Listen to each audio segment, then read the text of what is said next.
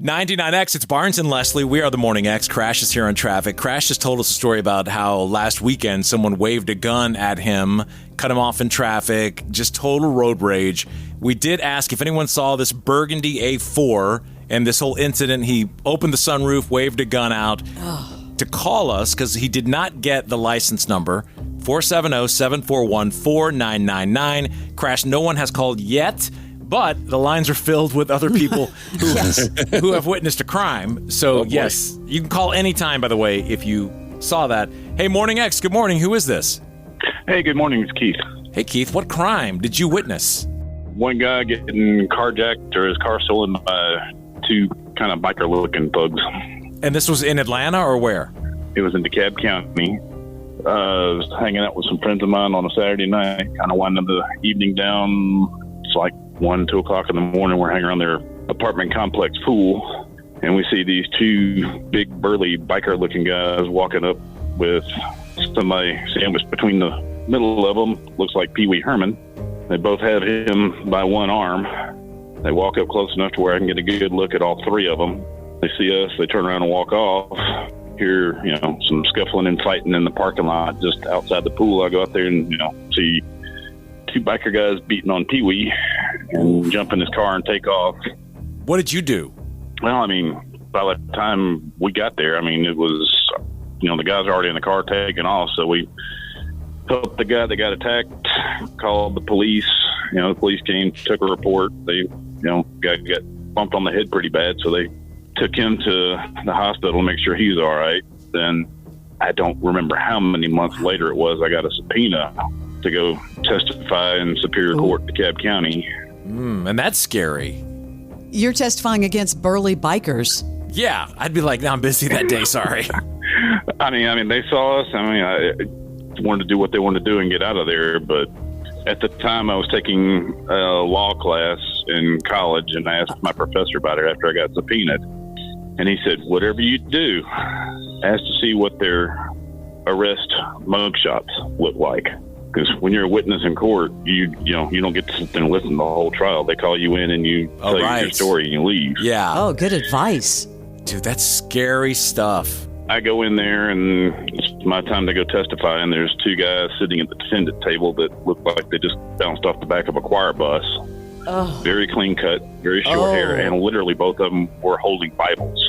Oh, wow. Yeah, that's a thing. They do that. People, all of a sudden, they come in all cleaned up, and they're trying to figure out how they can get out of it. That's just awful, awful stuff. And it's so much money on the system, all of these idiots that are out. But, these days, you got to watch, head on a swivel. I asked to see their mugshots because they didn't look anything like their mugshot. And I was like, yes, that's them. And you could just kind of see the wind go out of their attorney's sail. Good for you. Hey, thanks for sharing the story. Yes. All right, y'all have a good day. Thank you. Have a good one. Ever witnessed a crime? 470-741-4999. Hey, good morning. Who's this? This is Erin. Erin, talk about a crime that you witnessed. All right. I witnessed a lady of the night proposition my husband while he was changing our infant daughter's blowout diaper. Wait, hold on. What? On the back of a truck. Start over. Your husband? Yes. We were on our way back from meeting Uncle Julio's. Do y'all remember that restaurant? Yes. Yeah. On Peachtree or Dunwoody, yes, there was one? Yeah. Yeah, Peachtree, yeah. So we were on our way back from there, and the whole cab of our truck was just the smell was just awful. And then we realized, okay, our daughter just had the worst blowout diaper. So we pulled over, yes, off of Fulton Industrial Boulevard, because that was the closest, the next exit. And we pull into the parking lot that's right there off of the exit by the hotel and the gas station. So my husband, being the incredible man he is, he was like, well, I'll change her diaper while you get her clothes and everything, out, because we knew it was going to have to be a whole thing.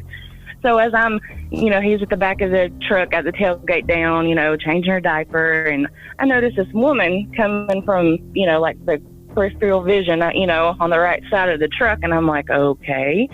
And as I'm opening up the door to bring, him clothes, I hear her say, do you need any company tonight?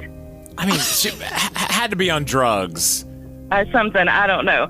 But my husband's like mid-changing this diaper, and this woman's just like, do you need some company for the night? And I'm like, looking at her, I'm like, really? Yeah. And then he's like, no, I think I'm good. Yeah, nothing sexier than a blowout diaper. And then Exactly. she's like, hey, you want some of this? Ooh, slow night for her. Yeah, right? Yeah, that is awful. All right, thank you. Thank you. You're welcome. Appreciate that mental image Was not expecting in the that. morning. No, appreciate you listening to us. See you later. All right. Bye. If you've ever witnessed a crime, hey, Morning X, good morning. Who is this? This is Linda. Hi, Linda. What crime did you witness? I witnessed a burglary in progress when I was a kid. It happened to our next door neighbor who lived across the street.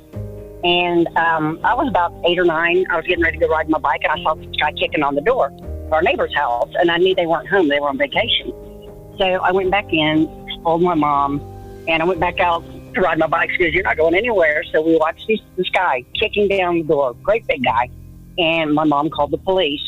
He goes into the house and comes walking back out with a TV. And this is back in the day when TVs were big. Right. And stands by the driveway, and some car came and picked him up, and he just left. And about 30 minutes later, a single motorcycle cop showed up to see what was going on. Because they can't really do anything at that point. Like, it's so He's already real. gone. The getaway car came. Yeah, it's so real time. There was one of those a few doors down. My house is like Fort Knox. I mean, I have like snipers on the roof. I have cameras at there's cameras you don't even know, cameras that have cameras. So when something happens in our neighborhood, the police always call me to see if I have it. And normally I do. Yeah. The police call you? Oh, yeah. There's a cop, that does the neighborhood thing, and they'll call and say, hey, did you happen to get this on your cameras?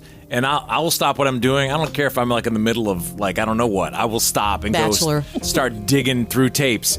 Yeah, and I find it. But there was a few doors down. People, just like you said, they kicked in the door, and then they made the run for it, and they went past our house. And I had the snapshots of the dudes with the stuff in their hands going past. Wow. I don't know that if they ever caught him or not, but I had the images. But yeah, that's scary, man. You've got to Command look. Central at Barnes' house. Yeah, big time. Don't leave your garage doors open also during the day. So many people, friends of mine, I'll pass by, and the wife is home. I know the wife is home alone with small children. Don't do it. And the garage doors are open. No. That's dangerous. Thank you for all the calls. You're quite welcome. You have a good day. Thank you. We'll see you later. Bye-bye. Bye-bye. That's it for the True Crime Corner on 99. Michael Rosenbaum and Tom Welling take you behind the scenes of one of the greatest shows of all time. Welcome to oh God, I can't even get it going. Welcome to Talkville, folks. Where it's fun to talk about Smallville. I don't think you really know what you're doing on a television show until you do a podcast about it. I've learned so much. So what did we do again? I don't know. Let's rewatch it and do a podcast so we know what we did. Talkville, the Smallville Rewatch podcast. Let's get into it. Follow and listen on your favorite platform.